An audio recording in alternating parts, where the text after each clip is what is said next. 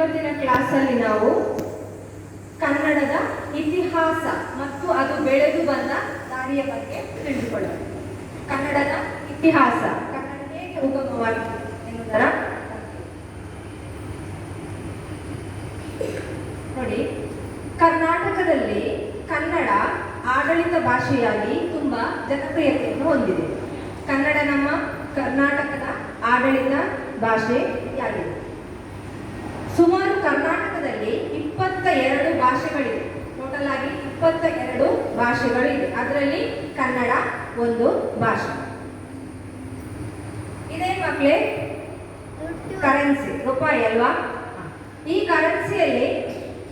ಕರೆನ್ಸಿಯ ಹಿಂದೆ back side ಅಲ್ಲಿ 14 ಭಾಷೆಗಳುಂಟು, 14 ಲ್ಯಾಂಗ್ವೇಜ್ ಉಂಟು, ಬೇರೆ ಬೇರೆ ಭಾಷೆಗಳುಂಟು. ಇದರಲ್ಲಿ 4ನೇ ಭಾಷೆಯಾಗಿ ನಮ್ಮ ಕನ್ನಡವನ್ನು ಮುದ್ರಿಸಲಾಗಿದೆ. 4ನೆಯ ಭಾಷೆ ಕನ್ನಡ. ಇದೊಂದು ಕನ್ನಡದ ಒಂದು ವಿಶೇಷತೆ ಅಂತ ಹೇಳ್ಬೋದು. ನೆಕ್ಸ್ಟ್ ಮಕ್ಕಳೇ, ಭಾರತ ದೇಶದಲ್ಲಿ 45 ದಶಲಕ್ಷ ಜನರು ಇದ್ದಾರೆ. ಅದರಲ್ಲಿ ಅನೇಕ ಭಾಷೆಗಳುಂಟು. ಅನೇಕ ಭಾಷೆಗಳಲ್ಲಿ ಹೆಚ್ಚಾಗಿ ಮಾತನಾಡುವ ಭಾಷೆ ಅಂತ ಹೇಳಿದ್ರೆ ಕನ್ನಡ. ಇದು ಸಹ ಒಂದು ಕನ್ನಡದ ಹೆಮ್ಮೆ ಅಂತ ಹೇಳ್ಬೋದು. ನಮ್ಮ ಕನ್ನಡ ಭಾಷೆ ಒಂದು ದ್ರಾವಿಡ ಭಾಷೆ ಆಗಿದೆ. ಏನ್ ಮಕ್ಕಳೇ ದ್ರಾವಿಡ ಭಾಷೆ ಅಂತ ಹೇಳಿದ್ರೆ, ಮೊದಲು ಮಾನವ ಜನಾಂಗ ಇರುವಾಗಲೇ ಇದ್ದಂತಹ ಒಂದು ದ್ರಾವಿಡ ಎನ್ನುವಂತಹ ಪಂಗಡ ಆ ಟೈಮಿಂದಲೇ ಕನ್ನಡವನ್ನು ಮಾತಾಡ್ತಾ ಬಂದಿದ್ದಾರೆ ಅಂತ ಹೇಳ್ಬೋದು. ನಮ್ಮ ಕನ್ನಡ ಭಾಷೆಗೆ 2500 ವರ್ಷಗಳ ಇತಿಹಾಸವಿದೆ. 2500 ವರ್ಷಗಳ ಇತಿಹಾಸ ಸಹ ಉಂಟು. ಇದರ ಲಿಪಿಗೆ 1600 ವರ್ಷಗಳ ಇತಿಹಾಸವಿದೆ. ಕನ್ನಡದ ಲಿಪಿ 1600 ವರ್ಷಗಳ ಇತಿಹಾಸ ಉಂಟು. ಹೀಗೆ ಒಟ್ಟು ನಮ್ಮ ಕನ್ನಡ ಸಾಹಿತ್ಯ ಪರಂಪರೆಗೆ 1000 ವರ್ಷದ ಇತಿಹಾಸ ಉಂಟು ಅಂತ ಹೇಳಿ ಇತಿಹಾಸಕಾರರು ಹೇಳ್ತಾರೆ. ಕನ್ನಡದಲ್ಲಿ ನಿಮ್ಗೆ ಗೊತ್ತಿರುವ ಹಾಗೆ ಮೊದಲ ಶಾಸನ ಹಲ್ಮಿಡಿ ಶಾಸನ. ಯಾವ ಶಾಸನ? ಹಲ್ಮಿಡಿ ಶಾಸನ. ಇದು 5ನೇ ಶತಮಾನ 450ನೇ ಇಸವಿಯಲ್ಲಿ ದೊರಕಿದಂತಹ ಶಾಸನ.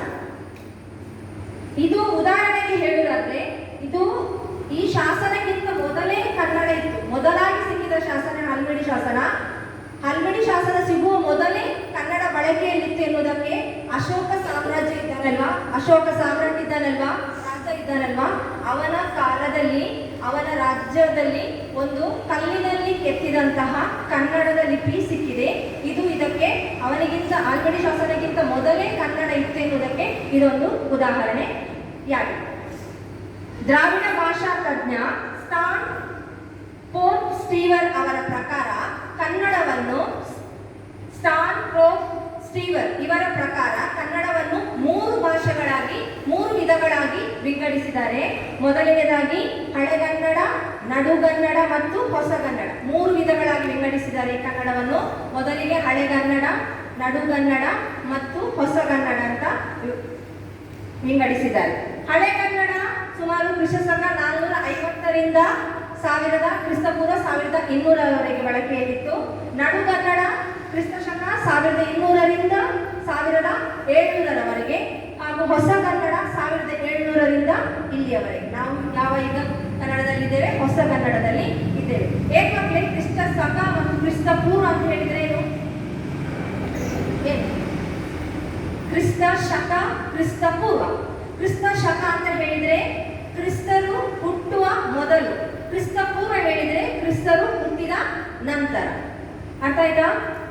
ಈಗ ಹಳೆಗನ್ನಡದಲ್ಲಿ ಅಮೋಘವರ್ಷ ನೃಪತುಂಗ, ಆದಿಕವಿ ಪಂಪ, ರವಿಕೀರ್ತಿ, ದುರ್ವಿನೀತ ಇಂತಹ ರಾಜರು ನಮ್ಮ ದೇಶವನ್ನು ಆಳ್ವಿಕೆ ಮಾಡಿದ್ದಾರೆ.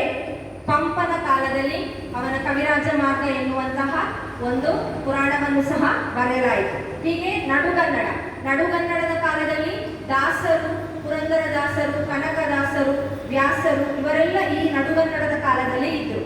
ಇಲ್ಲಿ ಪುರಂದರದಾಸರನ್ನು ಕರ್ನಾಟಕ ಸಂಗೀತದ ಪಿತಾಮಹ ಅಂತ ಸಹ ಹೇಳ್ತಾರೆ. 10ನೇ ಬುಕ್ಕಲ್ಲಿ ಉಂಟದು. ನೆಕ್ಸ್ಟ್ ಈಗ ಹೊಸಗನ್ನಡ 1700ರಿಂದ ಇಲ್ಲಿವರೆಗೆ ನಾವೆಲ್ಲ ಹೊಸಗನ್ನಡದಲ್ಲೇ ಜೀವನವನ್ನು ಮಾಡ್ತಾ ಇದ್ದೇವೆ.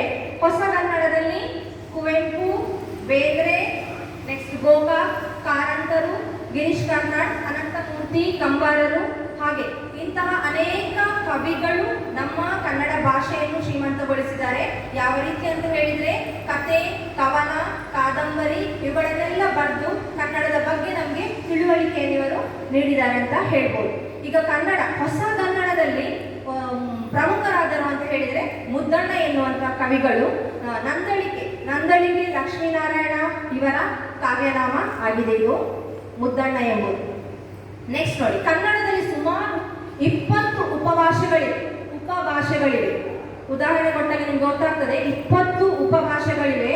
ಉದಾಹರಣೆ ಹೇಳಿದ್ರೆ ಕುಂದಕನ್ನಡ, ಕೋಟಕನ್ನಡ, ಹುಬ್ಬಳ್ಳಿ ಧಾರವಾಡ ಕನ್ನಡ, ಬಿಜಾಪುರ ಕನ್ನಡ, ನೆಕ್ಸ್ಟ್ ಗುಲ್ಬರ್ಗ ಕನ್ನಡ ಅಂತ ಹೇಳಿ ಕನ್ನಡದ ವಿಧಗಳುಂಟು. ಉದಾಹರಣೆ ಹೇಳುವುದಾದ್ರೆ ಹೆಂಗೆ ಅಂತ ಹೇಳ್ತೀರಿ ನೀವು, ಹೌದಾ? ಹೆಂಗೆ ಹೇಳುದು ಯಾವ ಸೈಡಿನ ಭಾಷೆ? ಬಿಜಾಪುರ ಗುಲ್ಬರ್ಗದವರು ಹೆಂಗೆ ಅಂತ ಮಾತಾಡ್ತಾರೆ. ನಾವು ಹೇಗೆ ಮಾತಾಡ್ತೇವೆ? ಹೇಗೆ ಅಂತ ಕೇಳ್ತೇವೆ, ಹೌದಾ? ನೆಕ್ಸ್ಟ್ ಬರುತ್ತೈತಿ ಅಂತ ಹೇಳ್ತೇವೆ. ಒಂದು ಬರುತ್ತೈತಿ ಅದು ಆಚೆ ಮಾತಾಡ್ತಾರೆ. ಎಲ್ಲಿ? ಗುಲ್ಬರ್ಗ, ಬಿಜಾಪುರ, ಹುಬ್ಬಳ್ಳಿ, ಧಾರವಾಡ ಅವರೆಲ್ಲ ಬರುತ್ತೈತಿ ಅಂತ ಹೇಳ್ತಾರೆ. ನಾವೇನು ಹೇಳ್ತೇವೆ? ಬರುತ್ತದೆ ಅಂತ ಹೇಳ್ತೇವೆ. ಹೀಗೆ ಕನ್ನಡದಲ್ಲಿ ಸುಮಾರು ಆಯಾ ಪ್ರದೇಶಕ್ಕೆ ಹೊಂದಿಕೊಂಡ ಹಾಗೆ ಅನೇಕ ಉಪಭಾಷೆಗಳು ಸಹ ಇರ್ತದೆ.